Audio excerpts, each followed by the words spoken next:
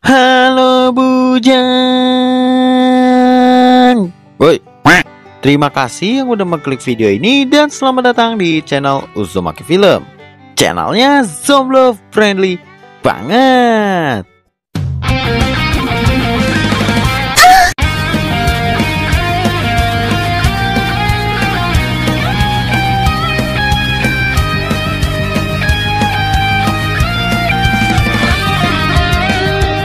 Ya, kembali bersama aku si admin pertama dengan inisial belum diketahui. Setelah kemarin udah admin kedua yang ngisi, terus pas aku lihat komenannya, kata kalian rada lemes ya. Ya emang bener. Tapi sayangnya video itu udah dihapus ya. Soalnya ya kalian tahu lah.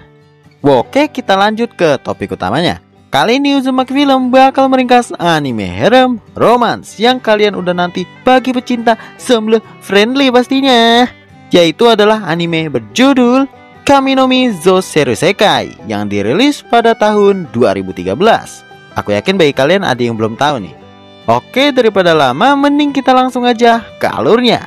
Tapi sebelum itu, biasalah, jangan lupa jempolnya dulu biar warna biru atau putih, dan pencet warna merah yang bacaannya subrek. Tapi kalau udah warna abu-abu itu udah wena bedah, swear. Ya udah, kita langsung aja gas ke alurnya.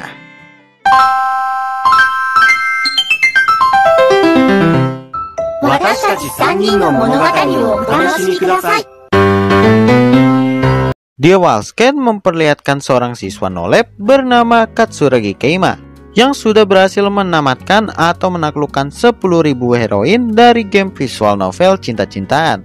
Bisa dibilang pro play lah. By the way, dia ini penyuka ciwi, tapi yang 2D ya, gak tertarik gitu sama ciwi nyata. Cuma saat lagi jalan itu, Keima malah ditabrak oleh seekor ciwi bernama Takahara Ayumi. Di situ Ayumi meminta Keima buat piket sendiri aja kali ini, soalnya dia ada urusan lain. Nah, pas lagi piket, biasalah Keima selalu memainkan PvP-nya sambil membalas pesan dari orang lain. Kemudian ada satu pesan yang meminta Keima untuk menaklukkan ciwi. Tentu aja Keima yang gak tahu apa-apa malah setuju, soalnya tertantang kan. Lalu tiba-tiba cuacanya malah mendung membuat petir langsung nyamber aja.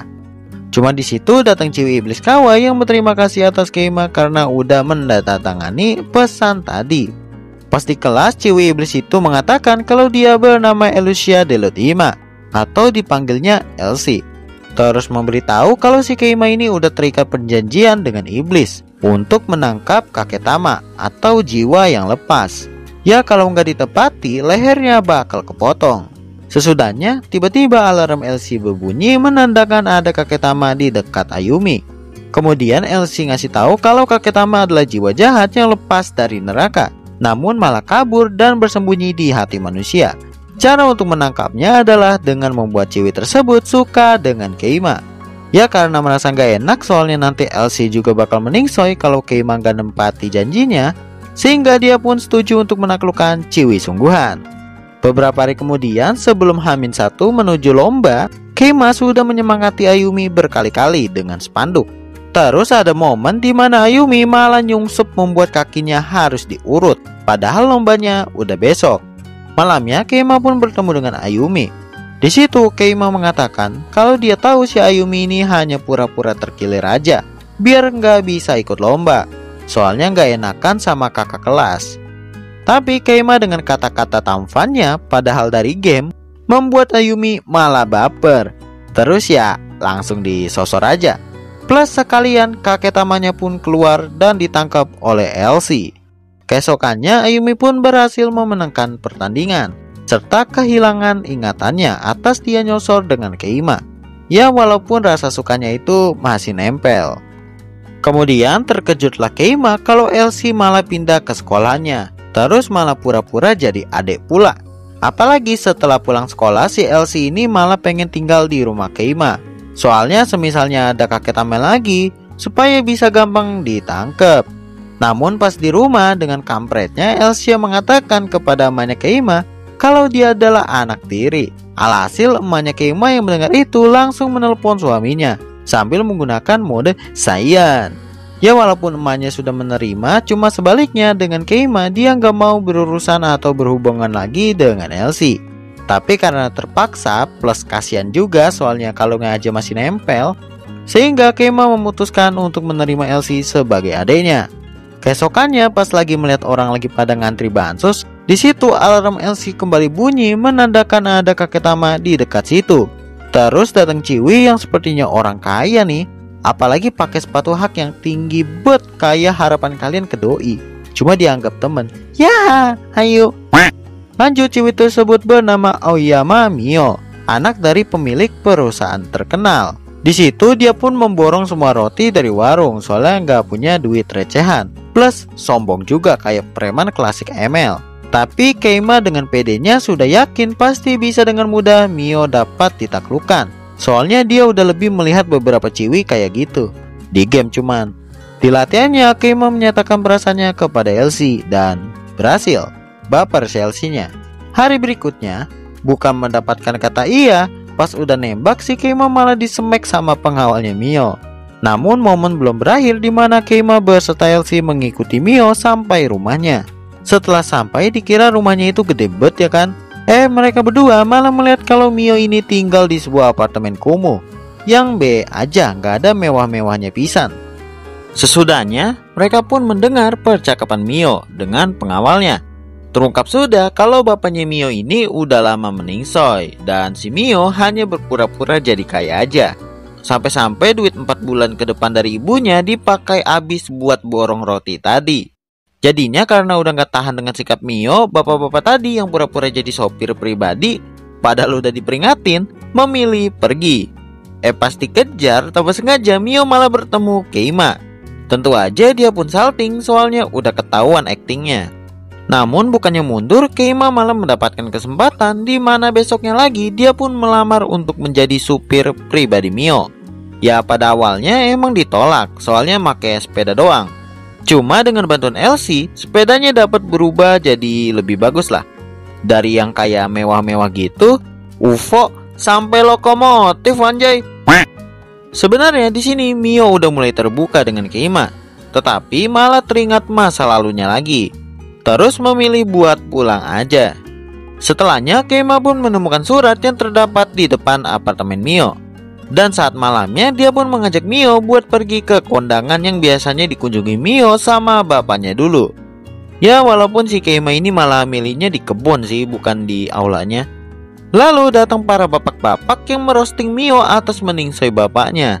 Sesudah bapak-bapak tadi pergi, Keima meminta Mio buat berhenti pura-pura jadi orang kaya. Atau bisa dibilang ikhlasin lah kepergian bokap kau gitu. Pas lagi debat dengan kata-kata tampannya, Keima yang melihat kesempatan langsung nyosor aja dan berhasil mengeluarkan kakek Tama dari tubuh Mio, sehingga Elsie tinggal tangkap doang. Lanjut, pagi harinya di sekolah mereka berdua bertemu Mio lagi. Ya walaupun ingatan tentang penaklukan kemarin hilang, cuma rasa suka dengan Keima itu masih ada, kayak Ayumi kemarin. Plus sikapnya mulai berubah. Di kelas, Keima merasa game yang ia mainkan memang terdapat bug. Padahal game baru rilis gitu. Dan sudah banyak orang yang menyerah atas adanya bug tersebut. Namun Keima dengan insting pro playernya gak mau nyerah gitu aja dan bertekad buat namatin dengan bantuan Elsie. Tapi pas dimainin beberapa kali memang salah terus. Selalu ngulang dari awal, soalnya terlalu kampret juga bugnya. Udah gak ada fitur skip, sama gak bisa save pula. Setelah berjam-jam di sekolah sampai malam, akhirnya Keima hampir sampai di akhir ending. Cuma di situ malah kena bug lagi. Jadi ya sia-sia. Saat lagi madang-madang ada debat klasik biasalah antara Keima dengan Elsie tentang idol 2D sama idol beneran, dimana Elsie selalu bela-belain idol bernama Nakagawa Kanon di TV. Namun sesudahnya mereka dipisahin sama ibunya sendiri. Besoknya Elsie melihat orang-orang kok pada kayak pengen syuting sinetron GGS gitu. Lalu pas dia bertanya, temannya mengatakan kalau nanti bakal datang Kanon sang idol yang ternyata bersekolah di situ, plus sekelas pula. Di sisi lain di atap sekolah, Keima malah bertemu dengan Kanon. Cuma di situ Keima gak kenal ya, soalnya udah nolep main game mulu. Nah karena gak kenal, dia malah disetrum sama Kanon yang merasa kalau dia bukanlah idol dan menganggap semua bohong, soalnya masih ada orang yang belum kenal. Kemudian datang Elsie buat menghentikan aksi tersebut. Soalnya kan kenal si Kanon gitu. Tetapi pas Kanon nyetrum Keima lagi, alarm dari Elsie berbunyi menandakan kalau ada kakek Tama di tubuh Kanon. Besoknya lagi saat di kelas, Keima mendapatkan CD dari Kanon yang bertuliskan untuk memintanya ke atap seusai pulang sekolah. Pas didatengin, buset bawa panggung sendiri buat nyanyi di depan Keima. Alasannya bukan pasti demen ya guys ya, tetapi pengen mengalahkan Keima alias mengubah Keima menjadi penggemarnya. Cuma bukannya asik-asik jos, si Keima malah ngesibuk main game saking ngeboseninnya. Hari berikutnya kembali Kanon nyanyiin khusus buat Keima dengan lagu single barunya. Dan awal-awal emang dengerin sih nyanyiannya. Namun di akhir si bujang ini malah tidur atau pura-pura aja. Terus karena udah putus asa, Keima sama Elsie malah melihat tubuhnya Kanon mulai hilang, kena efek dari kakek Tama tersebut. Ya cuma nggak lama sih, habis itu langsung muncul lagi si Kanon. Dan Keima mencoba meminta Kanon untuk kalem, gak usah emosi. Ya namanya juga udah emosi, si Kanon malah mencoba menyerang. Tapi dengan alasan tampan seadanya, Keima berhasil lepas dari Kanon. Sorenya setelah pulang sekolah, Keima diminta tolong Kanon untuk jadi teman curhatnya. Soalnya dia nggak punya teman dekat lain selain Keima, walaupun dia idol gitu. Jadinya beberapa hari kemudian setelah membantu Kanon yang depresi mulu, kali ini Kanon hanya ingin melihat Keima aja.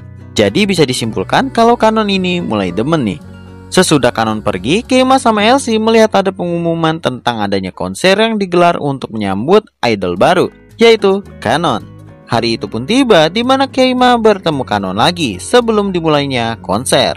Plus ada bucin-bucinan dikit lah yang pasti membuat kalian menangis. Baru juga udah ditinggal bentar untuk persiapan, Keima sama Elsie mendengar kalau ternyata Kanon udah hilang. Cuma di situ Keima malah ingin menjadi orang pertama yang menemukan Kanon dari para staf. Soalnya kesempatan emas walaupun gak kelihatan si Kanonnya. Setelah dicari-cari, akhirnya Keima dapat bertemu dengan Kanon dan mengatakan langsung perginya Kanon disebabkan karena takut kehilangan kepercayaan penggemarnya. Kalau dia menghadapinya itu sendirian, harus ada bantuannya gitu. Tapi sesudah diceramahi no jutsu oleh Keima sambil mendengarkan orang-orang pada neriakin namanya, itu membuat Kanon sadar kalau dia harus mandiri, gak boleh bergantung sama orang lain terus. Namun sebelum pergi, nyasar dulu bosku. Sehingga kakek Tama pun keluar dan ditangkap oleh Elsie. Lanjut. Singkatnya, pas masuk sekolah, Keima yang merasa Elsie ini gak tahu apa-apa tentang bumi, soalnya dia dari neraka, mencoba menyuruhnya untuk ke perpustakaan buat belajar. Nah lalu saat di perpus bukannya nyari buku yang disuruh Keima, si Sempol ini malah suka sama buku mobil pemadam. Ya karena merasa tertarik, Elsie pun mencoba mencari buku lain yang berkaitan dengan mobil itu. Namun dia nggak bisa nemuin soalnya banyak bet buku. Akhirnya Elsie menemui pustakawan atau penjaga perpus untuk bertanya. Cuma di saat nanya dia malah dicuekin karena orangnya lagi sibuk baca. Akhirnya setelah direspon, Ciwi tersebut meminta Elsie buat balik lagi setelah pulang sekolah. Nanti bakal diambilin. Tiba-tiba alarm Elsie bunyi kembali menandakan ada kakek Tama di tubuh Ciwi itu. Dan Elsie pun kembali menyeret Keima buat menaklukkannya. Sebelum menemui, Elsie mengira Ciwi pustakawannya nggak terlalu pinter nyari buku pesanan dia. Tapi ternyata malah dibawain stroli wanjay. Oh ya, untuk Ciwinya dia bernama Shinomiya Shiori. Orangnya susah berkomunikasi sama pendiam. Sesudahnya Keima dan Elsie mencoba menganalisis harus gimana dia bisa menaklukkan Shiori. Di perpus lagi, pas Shiori lagi mengambil buku yang pengen dibuang karena disuruh, dia malah kepleset. Tapi untungnya babang tampan Keima mampu nolongin. Di saat dia pengen bilang makasih pun kayaknya susah bener sampai salah kata. Shiori setelah mengatakan itu memilih untuk pergi soalnya malu. Namun Keima dengan sengaja memancing untuk debat atau buat kesel. Alhasil dia mendapatkan satu kata dari Shiori yaitu blow on. Besoknya lagi Keima memancingnya dengan coret-coret buku. Tapi ini bukan sembarangan coret. Soalnya Keima di situ hanya mengoreksi kesalahan dari penulis bukunya. Gini-gini Lord Keima sang maniak game ternyata pinter juga. Gak beban keluarga. Nilainya aja 100 semua tiap pelajaran. GG gaming gak adik-adik. Beberapa hari kemudian Keima dan Shiori udah mulai bisa ngobrol biasa walaupun bentaran doang. Terus Keima sama Elsie melihat Shiori lagi sobek-sobek kertas yang membuat kepo. Setelah kertas itu berhasil disatuin oleh Elsie dan dibaca, Keima langsung mendapatkan rencana untuk penaklukan. Scan berpindah memperlihatkan Shiori lagi membuat benteng pertahanan terakhir karena dia lagi menentang adanya pembuatan ruang multimedia di perpus. Soalnya takutnya nanti buku-buku bakal dilupain apalagi dibuang. Sorenya di sisi lain, para teman pustakawan lain yang ingin masuk malah nggak bisa. Sampai malam aja masih digedor-gedor tuh sama ketuanya. Kemudian Shiori mendengar ada yang jatuh, dan ternyata itu adalah Keima yang datang dari atas perpus. Terus mengatakan kalau dia mendukung Shiori atas tindakannya tersebut. Setelahnya mereka berdua rada ngobrol dikit, walaupun canggung sih. Sampai akhirnya listrik pun mati dikarenakan dimatiin sama ketuanya. Soalnya udah kesel parah. Lalu karena listriknya mati, membuat mereka berdua harus tertimbun para buku-buku yang jatuh. Tapi di situ juga Keima mengatakan kalau dia tahu si Shiori ini pengen banget ngomong sama orang lain. Cuma takut kalau kata-katanya itu malah membuat kesel orang yang dengar. Dan Keima pun memberikan keberaniannya dengan membantu Shiori keluar dari tumpukan buku sekaligus nyosor. Alhasil kakek Tama pun keluar terus ditangkap oleh Elsie. Setelah Keima pergi, Shiori akhirnya bisa dikit-dikit ngomong ke teman pustakawannya kalau dia menolak buku-buku di perpus ada yang dibuang. Sesudah mendengar, ketuanya pun memaklumi dan akan membuat rapat tentang hal itu. Tapi kalau untuk ruang multimedia tetap dibangun. Lanjut, Scan kembali berpindah ke esokannya, di mana Keima lagi kesel gara-gara selalu menangkap kakek Tama, membuat dia nggak bisa memainkan semua game baru yang ia beli. Alhasil Keima pun mengurung diri di kamar seharian untuk menamatkan game-gamenya. Elsie yang kepo mencoba untuk masuk, dan terkejutlah dia kalau ternyata di dalam kamar Keima itu banyak banget konsol serta sticknya. Apalagi Keima memang pro player banget. Soalnya dia bisa memainkan 6 game visual novel sekaligus, bahkan bisa lebih. Bisa dibilang dia menggunakan modenya yaitu Otoshigami atau Dewa Penakluk. Ya karena nggak bisa diganggu, akhirnya Elsie pun keluar dari kamar. Sedangkan Keima tetap lanjutin namatin semua gamenya.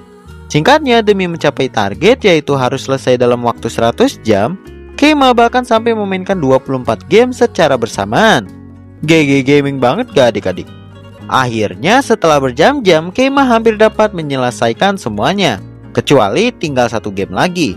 Namun dia di situ udah nggak kuat, pengen pingsan. Ya bayangin aja gitu, nonstop. Cuma tiba-tiba para karakter dari game visual novel yang mainin keluar dan memintanya untuk namatin 1 game tersisa. Sehingga anime ini ditutup dengan memperlihatkan Keima dibawa ke dunia game sambil tertawa. Hahaha, sama para karakter heroin di situ. Sampai di sini cerita pun selesai. Oke, mungkin segitu dulu untuk alur cerita animenya. Untuk anime ini ada season 2 dan season 3-nya. Kira-kira lanjut gak? Ketik aja di komentar kalau kalian suka. Bagi kalian pencinta harem sama romance, anime ini aku rekomen banget buat yang belum nonton ya. The best dah pokoknya. Soalnya kalau cuma alur aku nggak terlalu detail buat ngejelasinnya. Jadi kalian tonton aja, oke? Bagi yang belum ngerti, ya udah deh, sampai di sini dulu. Makasih banget bagi kalian yang udah nonton sampai habis. Jangan lupa like kalau kalian suka, kalau nggak suka ya dislike aja nggak apa-apa. Dan subrek channel ini kalau bisa nyalakan loncengnya biar tahu kalau aku upload video baru, plus makin semangat bikin kontennya. Sampai jumpa di next video dan sayonara. Bujang tempat dinding jos.